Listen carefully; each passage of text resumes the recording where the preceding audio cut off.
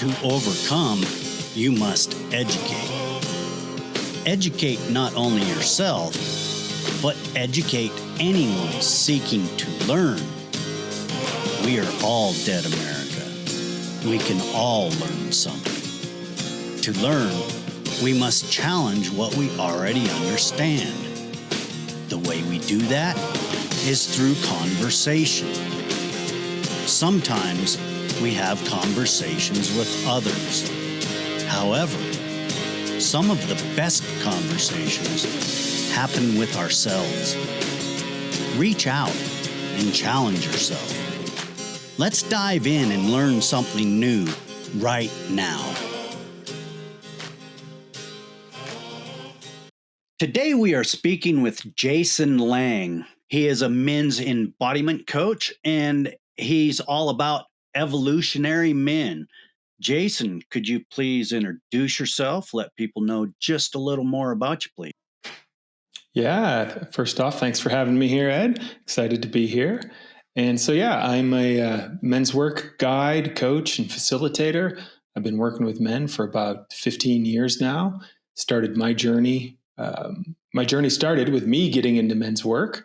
And so learning really firsthand the power of embodiment work in men's groups in terms of shifting a lot of the challenges I was having in my life, and fell so in love with the work. Now it's kind of what I guide other men through, and something I'm just grateful for every day. And in fact, think is just becoming more and more important with each and every passing day with the state of the world. I can't agree more, Jason. Men are hurting out there. We are lost, confused, because the world is changing rapidly. And what we define ourselves as, it's changing. So there's already confusion from the traditional lifestyle. Now we've got so many more lifestyles in the mix, and it's very hard for many men to accept and understand the evolution into what the modern world is. What should a man be, in your opinion, Jason? Yeah, it's such a great question, and is really at the heart of so much of the work I do, in that a lot of the pain, as you speak about, that men are under these days, is we don't know what we're supposed to be or what we're supposed to do. The rules of the game in a lot of ways have changed, and men generally, in my opinion, want to do well for themselves, for their community, for their world, but they don't these days really know how. And, the paradigm used to be, in a sense, if you were a man in a kind of more traditional sense, just providing, showing up, doing your work, taking care of your friends and family, that was enough. That's not really enough anymore. And what I've seen firsthand in the men I work with, is a lot of us came into this world, and over the last 50, 60 years, there's maybe kind of three predominant, what I say, archetypes for the masculine, for men, that were kind of demonstrated for us. And I'll just go through them quick, and then it'll become pretty clear what the problem with them is. And the first is kind of what we joke is the traditional kind of macho jerk, the my way or the highway, the man who just goes for what he wants, takes what he wants, and often doesn't really think about much more than himself, right? So he's just conquering, in a sense. And the thing about those men is they often do tend to get a certain type of success and achievement, but it's usually in more of a taking sense. And they can often adversely impact those people around them, the environment, all kinds of things. And so many generations of men in the last, decades grew up seeing the damages of that kind of man, a man who just doesn't care and causes harm to those around him. And as a result, particularly I would say in the 50s and 60s and onward, we started to see a response to that of what we kind of now call the nice guy. Us nice guys, I consider myself a nice guy. We're very heart-centered. We really care about safety for those around us. We go out of our way to not be creeps or not to be too sexually aggressive. And we really are kind of polite in a sense. We want those around us to feel well taken care of. Problem with a lot of nice guys is they do that at their own expense. So they don't set healthy boundaries. They don't really go for what they want. And they often end up feeling very frustrated and left behind in some of their primary relationships. Then the third one I'll just mention here, Ed, which is kind of sprinkled all around, is what I call the traditional stoic. I kind of tend to point to the kind of greatest generation of grandfathers in particular, guys you could, know for 20, 30, 40 years and maybe never even know they were in war or had some extremely challenging life events. They just kind of grunt their way through life, keep to themselves, show up and do their responsibilities, but really keep their inner world locked down. And all three of those strategies of being for men have kind of fallen apart in the sense they're just not working anymore. And, the suicide rates, loneliness rates, physical ailments for men, it's just all skyrocketing. Men are literally hurting, as you're saying. And so what we're being asked to do, and kind of maybe the central premise of the work I do, is it's not about toxic masculinity or any of the stuff we often hear about now that, men are just inherently bad. It's about, we got to take the best of what was and bring it into the future as well. And what that really points to in the work I do, Ed, is I kind of, again, bring it to three different points here. First, modern men, modern integrated men, we need to be embodied. So we actually need to be connected to our direct bodily experience from moment to moment. This includes the physical sensations in our body, and as I would say, our emotions as well, because emotions start as physical sensations in the body. And so many of us men have actually been trained out of our bodies by our culture. We have been taught from a very young age, stop crying, toughen up, don't move in school. We get all of these messages, and it's from culture, it's from other men, sometimes it's from our teachers, that whatever's happening in your body, ignore it. A real man is tough and he just moves forward no matter what. That tends to cause some pretty big problems later on. So first off is us men just learning to get out of our heads and actually including our whole bodily experience. So being grounded, being present, and really just being here. Something that sounds maybe pretty simple, but particularly in our age of technology where everything is trying to pull our attention away from right here and now, it's a big, big challenge. Then second is from that place, once we're grounded and embodied, that's when we allow ourselves to open, to actually become open to the moment, open to our emotions, and attuned to ourselves and those around us. So this is a pretty big paradigm shift for a lot of men, where I say the most powerful men I know these days, they are also the most sensitive men. And I don't mean sensitive in that they get hurt just from someone calling them a name. I mean sensitive in that they're deeply attuned, particularly to those around them. They're deeply attuned to their emotional responses. They aren't prey to their emotions, right? It's not like, oh, this emotion happened to me, now I'm just exploding in rage.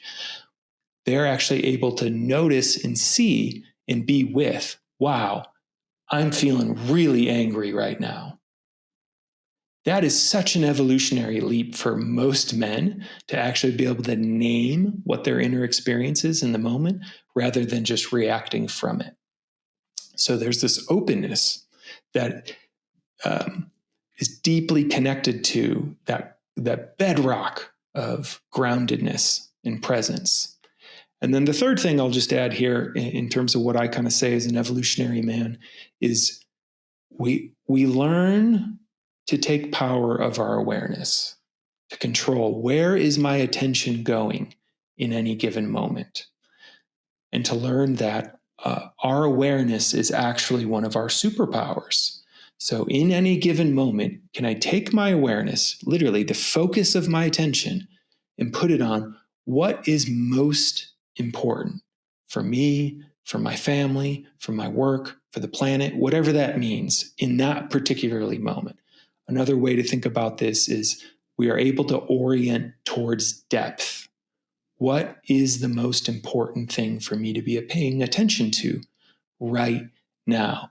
And when we have all three of those things, so a deep grounded presence, an open and sensitive heart, and an expanded and focused awareness, those two terms might seem contradictory, but they're actually they work quite well together. We become something very different. We become a man that is in touch with our power, our sexuality, what we want, our capacity to set boundaries, but we're also deeply attuned to the people around us, noticing the impact we're having on our environment, on our relationships. And we're orienting towards what's most important for those around me. So it's a tall order in a lot of ways, because I think a big part of where society is letting men down right now is we're not getting any training for how to be in this world. And cultivating a deep presence, learning to be present with our emotions, even learning to work our minds. These are actual skills and capacities we have to practice and train at. And nobody is teaching us guys this stuff. Yeah, I can't agree more. I think the simple man is a thing of the past. We live in a technological age, and therefore we have to keep up with that to be relevant in this world. And with the changes in our technology, the brute force, the manual labor is getting less and less. So there's this thing, our testosterone, it sometimes puts that to us, but we go to the workplace and we work that out a lot of the time. And now with the advent of technologies, a lot of the times men work just like this, and there's no room for that time to get it out.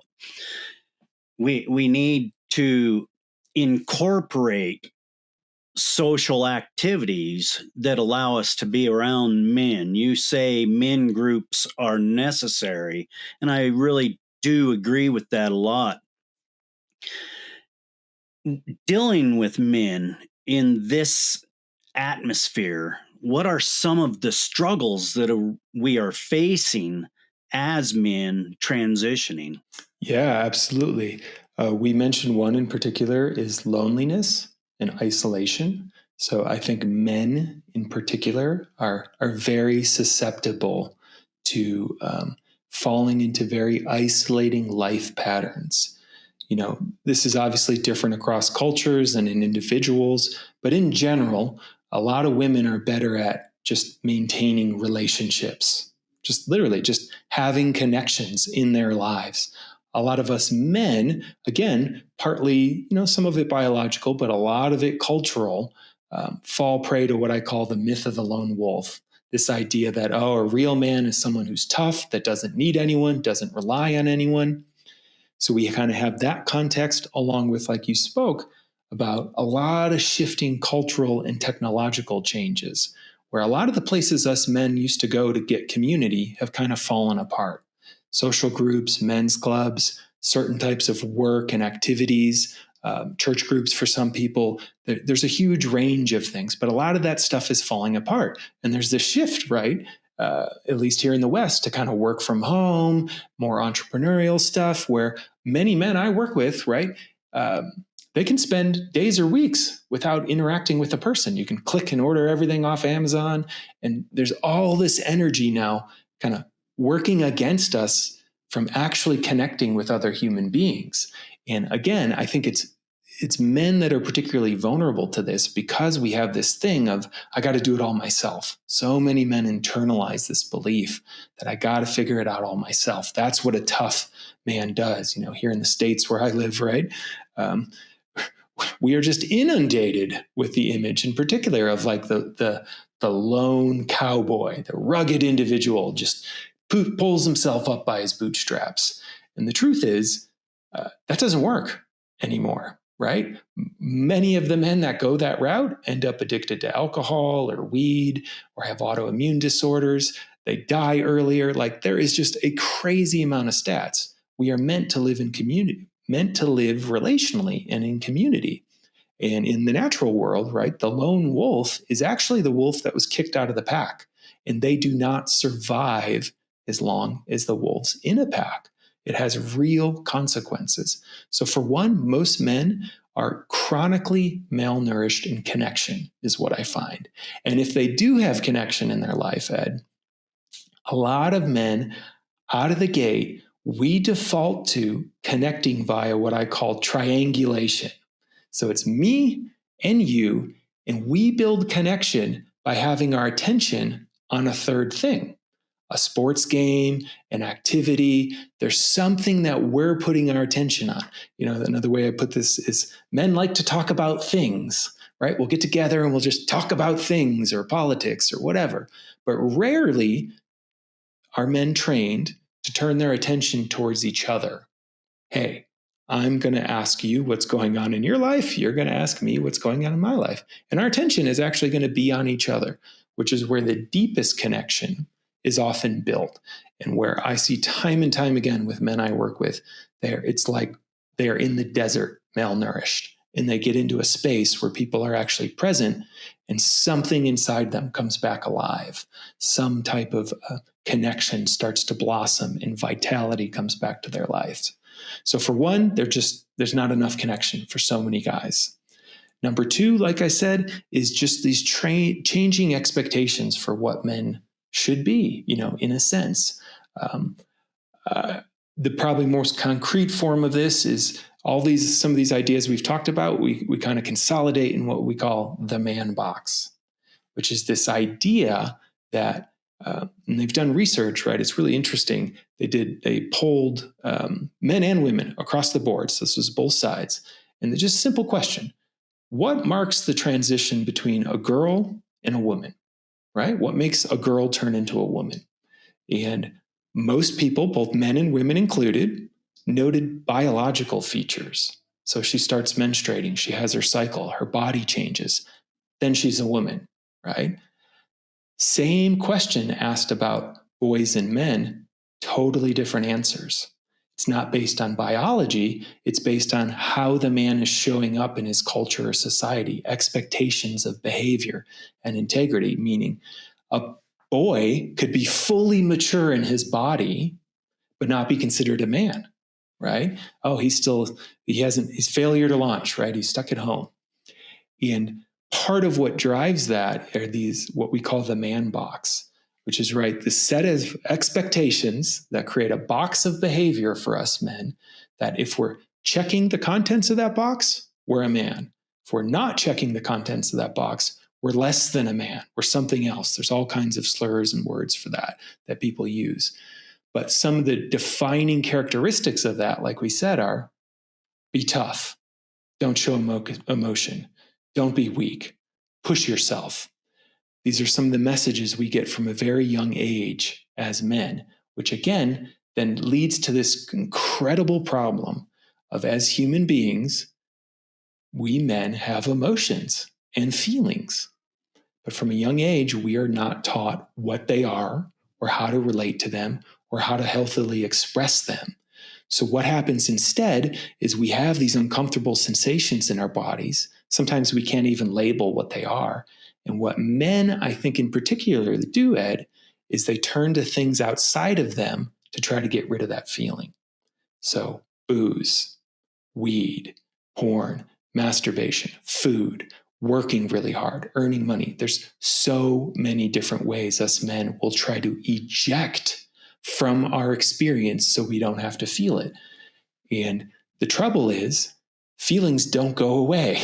You can numb them out, you can try to push them away, you can run away from them, but they stay. And there's, again, more and more research here that shows you can even run a thought experience here. If you came across a young boy or something, right? And he's just scared or bawling in tears or something, and you come up to him and you go, "Stop crying." what you'll see that boy do, he'll hold his breath, he'll stop breathing, and his body will actually tense up. So the way we stop emotion is we tense up our body to hold it. We hold the feeling inside. Then maybe we eventually dissociate from it. But long and short of this is every time we don't feel a feeling or allow emotional content to properly be experienced, it gets stored in our body as held tension. And the research seems to point to our fascia, which is what connects our muscle to our bone. But this has a huge energetic cost, right? Because even if I just told you right now, right, tense all the muscles in your arms. You can do this, right? Just stand in here and you tighten your biceps. And if I was like, now hold that for 20 minutes. At first it's like, oh, that's easy. But as the time goes by, you're like, wow, this actually takes a lot of energy. And that's energy you do not have available for you in the rest of your life. So many men these days I work with, they have so much buried feeling and emotional content that's held in their body as tension. And then they walk around depressed, exhausted, anxious, and not sure why this is happening to them. And so training men to learn to get in touch with their bodies, their hearts, their feelings, and then what to do with their emotions to make it a constructive, healthy thing is a huge edge and very underserved thing in our world right now. And, when we're young, Ed, I like to joke, it's like we kind of come with a certain amount of juice in our battery. It's like, we can just push ourselves, we can go out drinking, we can whatever, and we just bounce back. And then, you start to hit your 40s and 50s, and it's like, oh, wait, this doesn't just recharge automatically anymore. I got to be really mindful with what I'm doing with my life force. And a lot of these held emotions really start to kind of have an impact on us, I would say, in that middle age, where we'll start to have extreme amounts of autoimmune disorders, depression, physical ailments that, they can't all be traced back to emotional content, but it has a massive impact. So something I've seen in the live work I do with men in particular is guiding a man into, sometimes something they've been holding, literally an emotional experience they've been holding from their childhood, even for decades. And they finally allow that to move through them. It's like a different human being shows up on the other side. Their face softens, their eyes open brighter, there's more energy, more presence, and just a like, wow, I'm here because I was spending all of this energy to hold that at bay for all these years. And that just has such a huge consequence on us men. So isolation and, another way to put this, maybe emotional constipation that a lot of us men kind of get stuck with. Two of the huge challenges right now. I like that. And it is so important to recognize that bottling things up is what we do best. And that deep work, that dark shadow work, you call it, I believe, it is what we have to do to really break free from it all and love ourselves, even though we hate who we used to be. That's quality. And when we put quality into us, we get quality out. It's easy to hide, it's easy to run, and it's easy to blame. I know that a lot of people get stuck in this blame game because that's what they've been taught to do, really. And, it's about putting ourselves around people that really make the difference. What type of role models should a male be looking for? Yeah, this is huge. And it's one of the big reasons why I really am a proponent of this idea of men's groups. Because another challenge we have as men is many of us don't get to spend time around other healthy men. So we're like, hey, I know what I'm being shown in the world is not healthy, but I don't have any role models of what else there should be. And this is something that, Robert Bly, who wrote Iron John, was one of the first to kind of talk about. Another one of the many kind of shifts for men was, once the Industrial Revolution came, before that, boys at some point would kind of go off to be with the men. Dad would have a trade or a work, and around 7 or 8, you would start to spend time with dad or your uncles or the men in your life, and you would be taught kind of the way a man should be, in a sense, what it means to serve your community, your family. And once the Industrial Revolution hit, all the dads went away to factories. And so boys were left at home, and then we got shoved into school systems, which, though it's changing, teachers have predominantly been women. So a lot of boys have spent a lot of time being raised by women and don't necessarily have access to that kind of older role model energy where we get transmitted so much. So much happens in that. And I got pretty lucky. Part of my personal journey is I got lucky. I got into a men's group when I was in my 20s, and that exposed me to older, more mature men I never would have met in a different container. And this was a visceral thing for me as I'm sitting in the room with some of these men and seeing how they're sharing, how they're standing, how they're breathing, how they deal with emotions. And, it sounds a little cheesy, but I remember one of my first mentors, I saw him speaking and interacting with some people, and I just had this sense in my body of, wow, that's what I want to be when I grow up. It's not so much what he's doing, but it's his presence, which has come from a certain type of practice and work he had put in on himself. So getting around other men who, as I say, are deeper than us doesn't mean they know everything. It just means sometimes it's in career, sometimes it's in transformation, sometimes it's in sports. These men have gone a little further on their path than us and can transmit something to us. And that is a really rare thing. It's something I'm so grateful for, having become a father in the last years, having tried to navigate a pandemic and all this crazy stuff. And I was in men's groups with some guys in their 50s, 60s, and 70s who, I would be on the verge of a freak out. Oh my God, this is happening with my kid. And they're like, hey, yeah, totally. I get it. I remember that. Here's what worked for me. Here's what I discovered.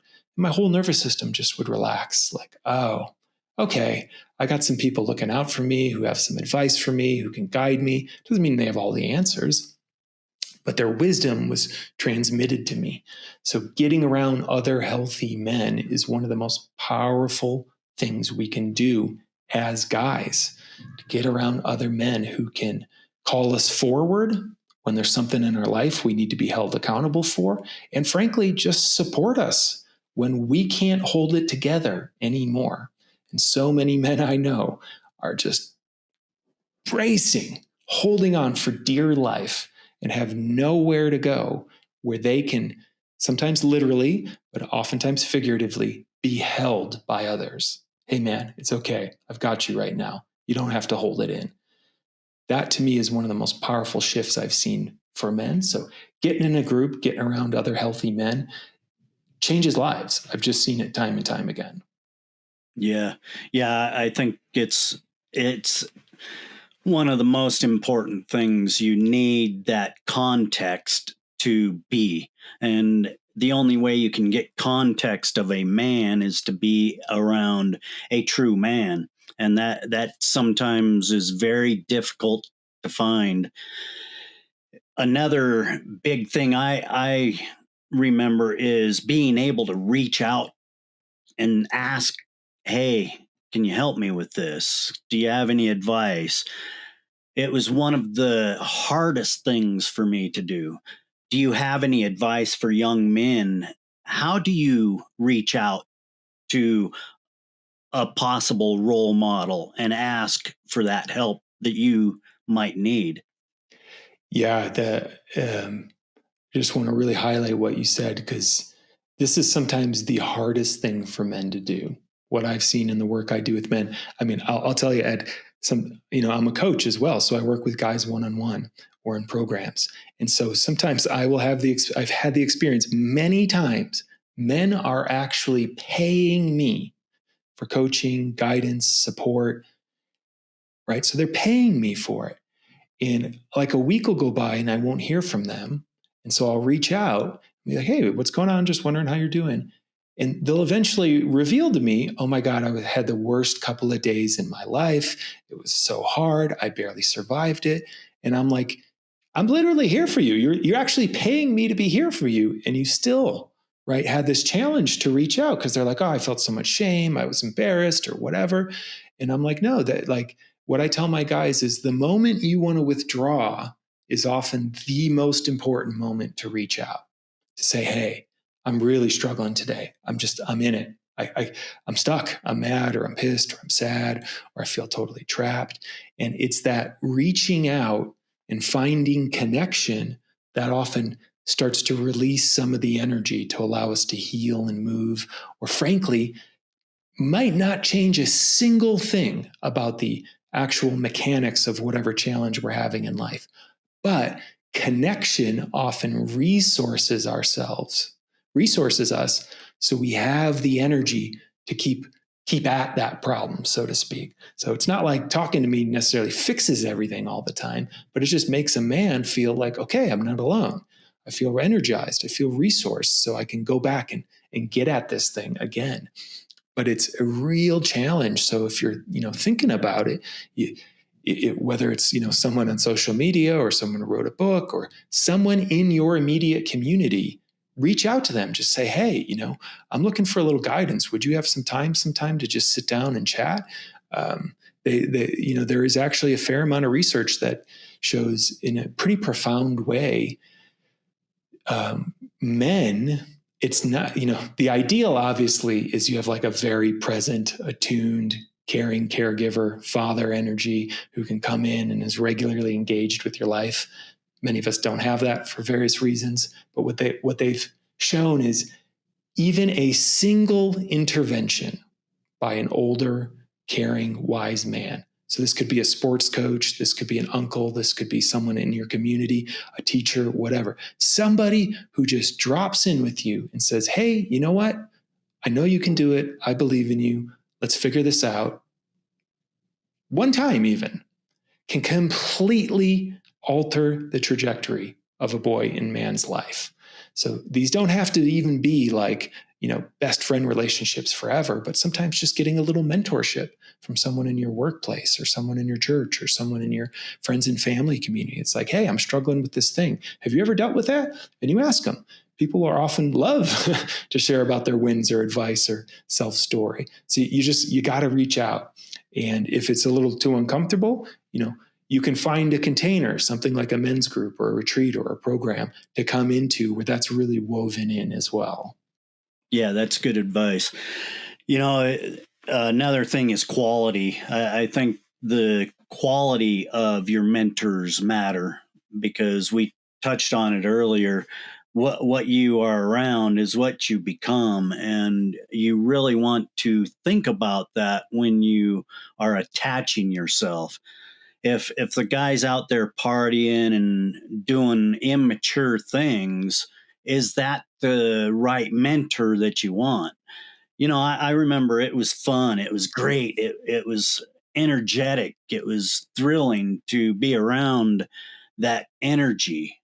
But now that I'm older and I'm a little wiser, I look back on those connections that I chose when I was younger because I wanted that vibrant feeling in my life. This is not necessarily the right person to reach out to. And I really think that we need to work harder on being available to individuals when they reach out, and don't slough a young man off if they reach out to you, because it's so important. They saw something there. Answer that call. What type of person should we be going into a relationship like that? Because a lot of people, they're withdrawn and they don't want to be bothered by it. But really, I feel that it's your duty. If a young man reaches out to you, you need to answer that call. Yeah, one of my favorite inquiries for this is to slow down and even just inside yourself connect to that inner teenager there, that inner young boy, and remember, where were you struggling? Where were you in pain? What do you wish you could have asked an older, mature man? And what do you wish you could have gotten back from him? And you'll probably get a pretty clear read, right? Like, oh man, I really needed somebody to X, Y, or Z. That can be one of your great gifts in life then, is to go out and give that, to find other men who you can express that thing you needed at that age and say, hey, here I am. I want to bring this. And just, in general, I think one of the greatest things we can do as men is show up with curiosity, not shame people, just, right? It's not making them wrong for, if a young boy who's stuck, we don't want to shame them. Just get curious. What's going on in your life? And I kind of summarize, in the work I do, Ed, I call it the father energy we all need. And I kind of mentioned it earlier, actually, that to me, the ultimate kind of fatherly masculine energy that anyone can give, it doesn't just have to be a man, but it's this particular texture of, oh, let's figure it out together. Meaning if a challenge hits you and you feel like you failed or don't know how to do something or are stuck, it's the loving presence of someone else who acknowledges that and then sits with you, says, okay, well, what could we do different next time? What do you need to work on in yourself or in your career? And that just stays with you in that and helps you run the experiments. Another way to put this is helps you learn to fail better. So if something happens in life and it doesn't work out the way you want, you figure it out. And to me, that is real resilience. It's not that you always get what you want. It's that you're able to respond to the moment and try again, right? Men tend to love, sports movies, stuff like Rocky. What makes Rocky great? It's not that he wins every time. It's no matter how hard he gets hit, he gets back up. He tries again. We find that very inspiring as men. And that's a really unique texture of love men in particular can offer to others of, wow, yeah, you're really hurting with this. You feel really stuck with this. Or, wow, you face planted on that, right? Well, let's talk about it. Let's figure it out. What could we try different? And having someone in your corner, so to speak, like that as a man, wow, does it change things. It creates a completely different type of resilience that allows us to go out and be bold and run experiments and fail in a sense. But we learn so much every time that if we just commit to that as a lifestyle and we have someone guiding us from a place of depth, it is incredible how much we can transform. But so many of us guys just did not have that growing up. So for me, I didn't have that kind of presence. So I learned to just get really close to the chest, play it really safe because I was so afraid of fucking up my life, making a mistake. And I didn't feel like I had any net underneath me. So, I was just kind of locked in myself. As I've gotten into men's work and gotten supported, I'm able to take much bigger risks in my life, which sometimes work, sometimes don't. But I'm always glad I took the chance. And that's a real place of liberation for so many of us guys. So if you want to mentor a man, it's really, really show them up. Get curious. What do they want? What's in the way? And then you just hash it out with them and you stay connected and present and you can completely change somebody's life. And that's what we need to do most is change the status quo in our world. Too much hate. We need to turn it to love, and it's okay to love as a man, not just a woman, but your community, your fellow man. It's big. And I really think we as people out here working towards that's much needed. That is mentoring men to come aboard and do this. We have to do this together. It's big. Do you have anything that you want to add to our conversation today that you feel that's vital that men hear? I'll just add, I really love what you just shared there. And I think there's a unique, like I said, kind of texture and quality to love through the masculine in a sense. And it's one I think a lot of us men and boys are craving. And what it is someone who looks at us and says, I see the best in you. That's what I want from you. I see the best in you. So I expect the best from you, and I'm going to be an advocate and be on your team and fight for the best from you. So if I fuck up in my life, or I treat someone badly, or I cheat in a relationship, or I do something bad, we actually often are longing for other men to stop us, look us in the eye and say, hey man, that's not cool. That doesn't fly. I know who you are, and I know there's more in you than that. So let's clean this up, or let's do better. And that texture of love, of I'm not going to take anything but the best from you because I see it in you, I'm holding that vision for you, is so affirming for us guys. And we'll move mountains when someone believes in us in that sense and doesn't just let us get away, so to speak, with bad behavior. And I think that's something the world is desperately missing right now.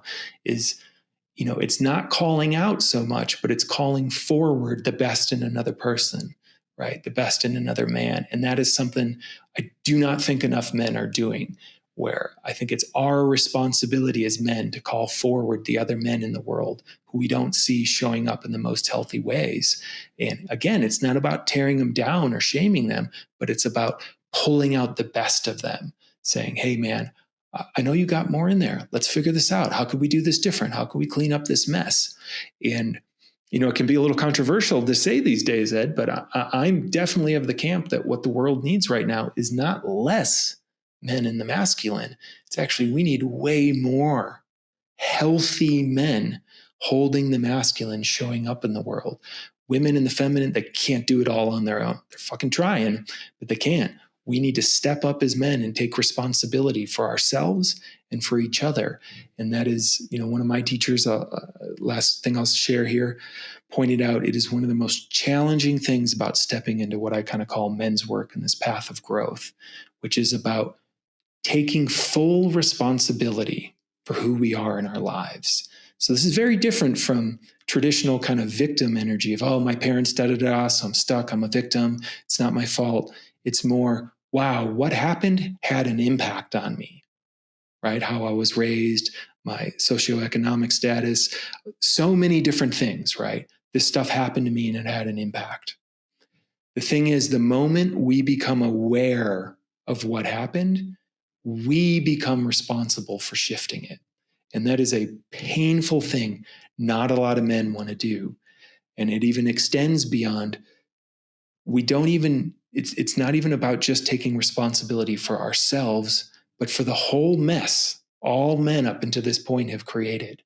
We say, hey, I didn't create this mess, but I'm going to take responsibility for cleaning it up in myself, in my relationships, in my lineage, in my community, and as much as I can in the world.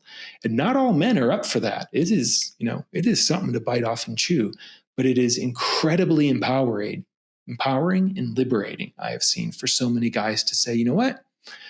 All this stuff that happened to me, we can see this stuff often in the lineage.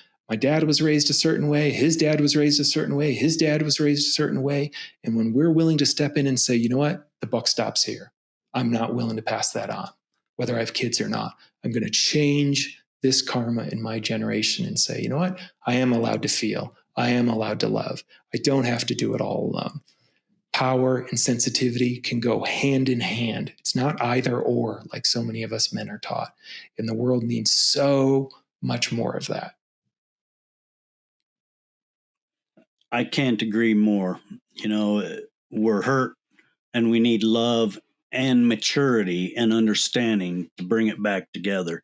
Acceptance is the first step of admitting that we have a problem. Houston, we have a problem, and it's huge. And I think that the glue to fix this broken whatever it is us being here today. And I think it's very important that people can reach out and find people like you, Jason. How can people find you? Absolutely. Thanks for asking. You can keep up with me and all of my work at evolutionary.men. So it's not .com, it's .men. And on there, I've got a podcast of my own. I've got some blogs. I've got retreats, programs, and a contact form. So even if you just have a question as a guy and you're like, hey, I don't know where to start, just reach out. You don't even have to work with me. I can point you to all kinds of resources. because I'm so fervent. Like, part of my mission is I do believe every man should be in a men's group. And I think if we get there as a society and as a culture, things will get so much better that we don't have to do it alone as men. And it doesn't mean you have to have 40 best friends. And when I say men's group, I'm just talking a couple of guys in your life that you go deep and get real with about what's going on and where you want to go. So you can reach out to me. You can find about all my stuff at evolutionary.men. Very powerful, Jason.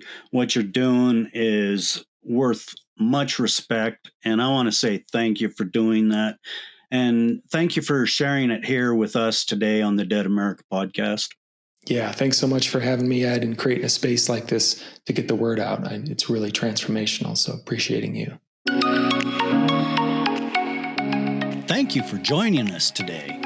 If you found this podcast enlightening, entertaining, educational in any way, please share, like, subscribe, and join us right back here next week for another great episode of the Dead America podcast.